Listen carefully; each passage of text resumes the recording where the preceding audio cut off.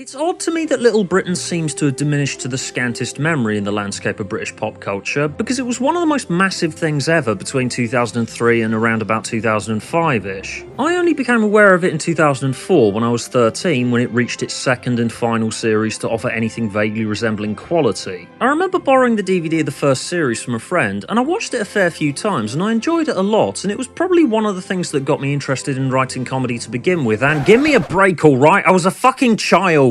I was yet to discover that there was better stuff that had been broadcast before it that Little Britain was holding at knife point and blanketly ripping off. I then discovered that Mitchell & Webb look went all the way back to Monty Python, and subsequently forgot that Little Britain existed and the impact it had. And while Lucas and Williams haven't exactly gone anywhere, the thing that they were both famous for to begin with seems to have all but vanished. For those unfamiliar, Little Britain was a sketch show that was patched together via a voiceover from Tom Baker, making out like it's a documentary about various aspects of British life and culture. It showcases the upper class, the working class, married couples, school children, hoteliers, novelists, TV personalities, and all of the characters are macho exaggerated portrayals. And, you know, that could work, and it does work on occasion. It's at the very least a solid foundation for a sketch show, as British people are well known for our self-deprecating sense of humour. One of my favourite characters used to be this wannabe businessman who keeps breaking into industry boardrooms and pitching his silly ideas for breakfast cereals or board games. A little snide jab at British business ventures looking quaint and cute when you set them alongside our contemporaries. Take for example the types of crisps on the market. Americans have given us Doritos, whereas the British have given you Quavers, hula hoops. We just look fucking cute by comparison. There, you see, you got a good foundation for a sketch character.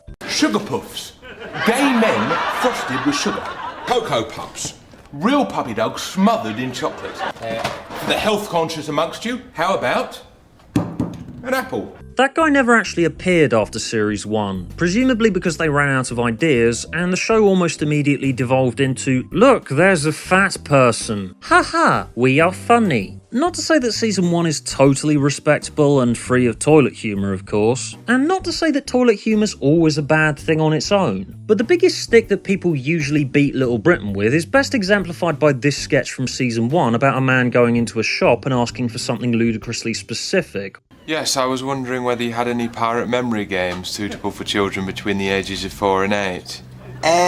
Which I pissed myself laughing at as a kid, and it then got turned into multiple sketches showcasing the exact same joke throughout the rest of Series 2 and 3. I would like to rent a film starring Chevy Chase and Rick Moranis as a pair of cops who have to go undercover and pose as rappers in order to foil a drug deal. Now, pointing to the repetition and the catchphrases and going on to rant about that when it comes to Little Britain isn't very original, I know. It practically became a tradition as its popularity started to wane in later years. People have beaten that particular dead horse ever since Season 2. But when people go to that common criticism of the show, I then go to the question, is repetition in comedy a bad thing on its own? I mean, I enjoy Stuart Lee, and he's famous for stretching a joke well past breaking point and continuing on to the stage where it becomes funny again. An episode of his TV show suddenly veered off into him repeating a chewing noise for 10 minutes straight, and it works in context. And there's nothing wrong with returning to a popular character here and there and essentially redoing the same sketch with some of the variables changed. And it's not like Little Britain's the only show that's guilty of that, that's practically a tradition in sketch shows. And catchphrases can be fun too. Richard Herring's got tons and I love his work. One of my favourite shows ever, This Morning with Richard Not Judy, repeated its sketches with swapped out variables all the time. And it didn't feel like it was milking it nearly as much as Little Britain did with the Mr. Man sketch by like the 9th iteration of it. And toilet humour can work too. Look at early South Park. Terrence and Philip started out as a side joke in an episode about how parents perceived South Park as just childish toilet humour with no purpose to it, when South Park always had more going on than that. You just have to pay attention. There, you see, they used toilet humour as an arm of social commentary and to make a point. No, it's not just over-reliance on repetition, catchphrases and toilet humour that was Little Britain's fatal flaw that killed it off so early on in its lifetime. The actual problem was a combination of the logistical nightmare behind such an enterprise and being a victim of its own success, as are many, many British TV shows that get too big too quickly. And what that meant was there was a swift and obvious decline in the quality of the material, and little to no encouragement for them to get back to coming up with new ideas. Little Britain was almost too popular, and so because they could, they coasted on characters who had their catchphrases that people were familiar with in place of any new ideas that they didn't have.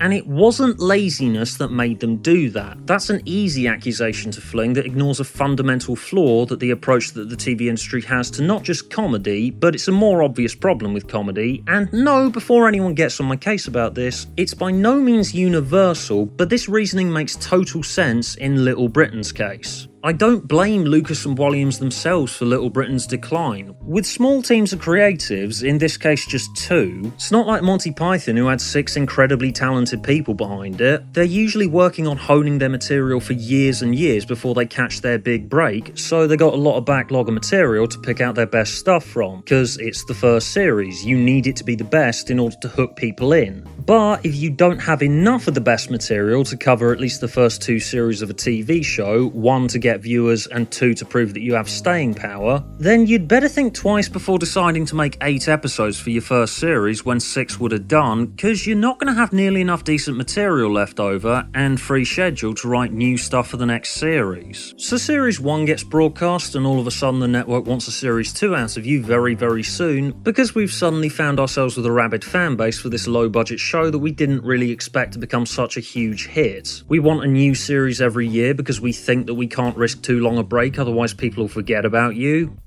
And are wrong to think that, but it's a common assumption, and I guess I shouldn't expect TV executives to learn from their mistakes because they never fucking do. That, and because we're on the BBC, we can't afford to give you as big a team of writers and script editors for you to fall back on as the commercial networks. Filming takes ages, and you're both personally involved in all of that. You're the focal points of the entire enterprise, so we need you to go around promoting the bloody thing as well. That, and you're just humans and have like families and lives to lead, and you need sleep as well. Seriously, is anyone surprised that Little Britain was doomed to a massive and incredibly sudden nosedive in quality? There were 11 months between the end of Series 1 and the start of Series 2. Like, how long did they have to finish writing Series 2? 5 minutes? And Series 3 was only another 12 months later, and it was even flimsier than before. I'd wager the amount of time that Lucas and Williams put into writing Season 3 themselves was pretty fucking negligible. And this problem does affect smaller shows as well, but it was blown up to giant size when you consider just how massive Little Britain was in the UK. It wasn't just a little bit successful, it was everywhere. In fact, it was so massive that someone had the bright idea of trying to take this franchise global. You know, Little Britain, a humble British sketch show helmed by 2 guys filled with cheap reversal gags and characters that had already been milked to the fucking bone by that point. You know, Little Britain, USA.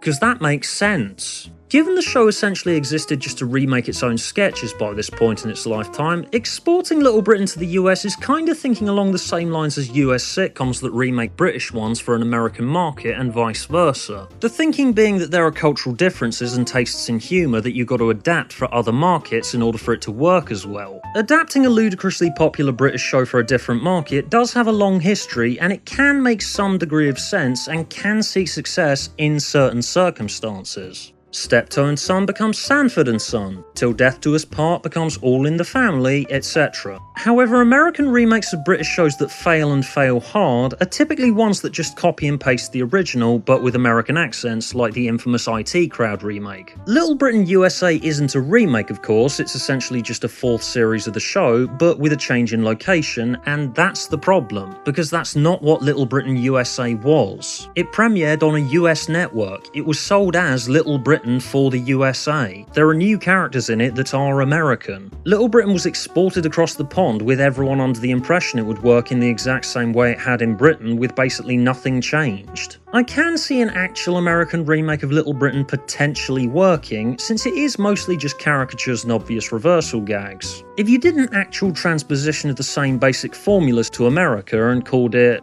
I don't know, Small Town America or something like that, that could be worthwhile. Sort of like how Armando Iannucci took the thick of its core elements and made it into Veep. However, Little Britain USA was written as a continuation of a British series that hadn't really reached the US, when that's not what it was sold as. So it was pretty much always doomed to failure over there and just be a further illustration of how the franchise had run its course. Lucas and Williams' last gasp as a comedy duo came with Come Fly With Me in 2010. I have a bit more respect for this than I ended up having for Little Britain in its dying days, aside from the lazy jokes and some incredibly ill thought out and apparently accidental ethnic stereotyping. But in its defence, at least Come Fly With Me was a stated recognition that Little Britain was well past its sell-by date at this point. So they tried to hook us in with new characters and an all-new 6 episodes worth of constant recycling of the same handful of formulas and obvious reversal gags. It's still mostly crap and basically feels like the exact same show but set at an airport, and was just yet another demonstration of how stale their formulas had gotten, yeah, but at least it was trying. Lucas and Williams ended up going their separate ways after that. Williams, as you probably know, is now a children's author and is mostly in light entertainment these days, and with the occasional comedic venture, and of course returning to milk-old characters for nostalgia's sake. And of course Lucas was Nardole in Doctor Who, and he still pops up on TV and in movies every now and then. I doubt we'll ever see any kind of reunion show because no one really seems to want them to, and they certainly don't need to. They're both doing pretty well for themselves without it, and looking back, it has aged quite badly. But what the tale of Little Britain can teach us is a lesson in slowing the fuck down and just chilling out for a bit. Lucas and Williams weren't writing cutting-edge up-to-the-minute satire that desperately needed to be done and out there as soon as possible. They were doing light and fluffy sketch comedy that had been workshopped over years as they started gaining more attention in the industry. There was no need whatsoever to rush things. People weren't going to forget about them if they took too long for another series. Make people wait. Time makes it more valuable. It's always too tempting for a comedy act to be offered a second series too soon after the first, because commission will bring deadlines and too much expectation into it. What the material needs is to be treated with the time and care and attention it deserves over, say, an 18 to 24 month gap between series. 11 months was nowhere near long enough a gap for this type of creative enterprise, because if you don't give a creative long enough to work on the follow-up, then you get the dive in quality that gradually gets worse and worse and leads to the complete flame out that happened here.